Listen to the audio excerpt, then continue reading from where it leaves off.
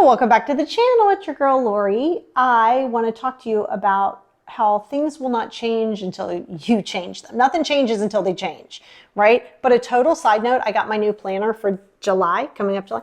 Look, it very much screams me. I didn't get it somewhere super, it's a happy planner. I got it when I was at Michael's getting the Cricut because I want to start doing merch for people who are on my Patreon and live subscribers and just stuff like that. So, and I got this, and I'm just out telling you this because nothing changes until you change, which means you can't just will change. You can't just be like, I'm going to change. Okay. How are you going to do it? Well, no, I don't know. Well, I'm going to watch what I eat. Okay. How? Well, just cut back junk. Okay. Well, do you have a plan? No, I know what I need to do. No. Nothing changes until you change. And this is the important factor. You will never heal outside in. You always heal inside out. So if you're looking, and this is something that, and I don't know if you saw the last video I did, but is on that victim mentality. If you live in a victim mentality, you aren't going to get a different outcome. If you keep running into the same wall, the wall isn't going to move. The wall's not changing.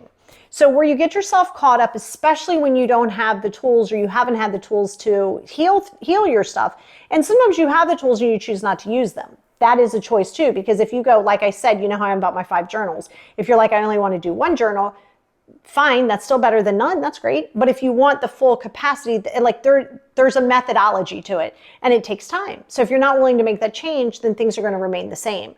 Just like if you're looking for fast fixes, that's never going to serve your best and highest good. That might give you instant gratification, but it's not sustainable, it's temporary, and then you're constantly walking around stressed. So what does it mean that things will repeat the same until you change them, right? Because essentially they're going to keep going.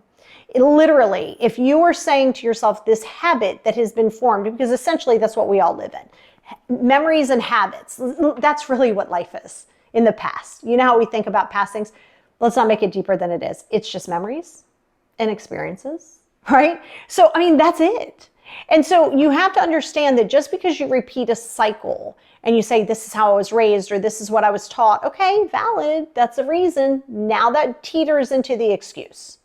You got to stop with the excuse. We know that the trauma inflicted on you is real to you and the experience was real to you. Valid. That's why you process it and heal it. What you don't do is expect people around you to walk on eggshells, to make you feel better when you are not doing good because you have the anxiety. Cool. Anxiety is very real. I've had it all my life. But it's not everybody else's responsibility to walk on eggshells because I'm having an anxiety moment. Like, it's not. And when you drop your ego, you're able to see that. See, you think it's a form of people not caring. That's your ego. Okay? Because it's up to you to heal it and then to heal the root issue. Because the anxiety itself is just the symptom. It's not the rooted issue. So if you're looking to change a cycle, you must change it. It's not for Bob or your husband or your mom or anybody else to change it for you. It isn't. You cannot keep thinking that everybody around you is supposed to change it or make it better for you, right? If you find yourself feeling a little FOMO, like you're missing out on something, or you feel like somebody doesn't want to spend time with you, or you feel, okay, it's not for them to reassure you that it's not you. It's not their problem. It isn't. You have to understand that if you think that everybody in the world doesn't want to spend time with you or they don't want to be with you, that's still for you to check within yourself. It's not for other people to cuddle you and to make you feel better. When you get there, you're going to understand. So here's what I'm going to recommend, right? And this week's podcast, well, this doesn't help you because I don't know when you're going to be watching this, but episode 76, that's better, on the podcast is going to be on procrastination. It's not out yet, but it will be on procrastination and habits and things like that. And it does kind of go into hand in hand with what is going on, right? With you. So you have to keep in mind that everything that you're looking at that you don't like is not for other people to change. Listen, I understand, like, you got to rely on certain things because it's money and valid, but you also can't sacrifice your peace for everything else. I know some things are going to be completely out of your control. Other people's actions, the way they respond to you, how they see things, how they do things, all out of your control. This, however, and I'm always going to go to this, Your mindset is free and the most priceless thing you will have in your entire life. I don't care if you're in a Bentley. I don't care if you have $800 million in the bank. The most priceless thing that you will ever carry is your mindset. And do you know who's in control of that? You. You are. No one else. And if you say, well, yeah, this person stresses me out, or these, because whatever, it's not like you're going to walk through life farting rainbows. It's just not happening.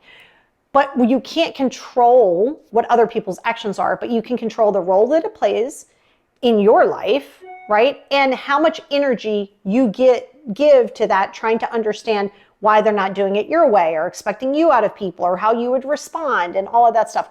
Absolutely not. Okay? And this is why nothing changes until you change. You will repeat what you practice. So if you practice negativity, it's going to be on repeat. If you practice positivity consistently, healing's not easy. Don't let anybody sell you the dream that healing's easy. It's not. It takes time. It's supposed to be triggering. It's supposed to be hard. So don't hit me with the hard. We know this. But one hard is productive, one hard is not. Is it harder to remain in a stuck phase because it's easier?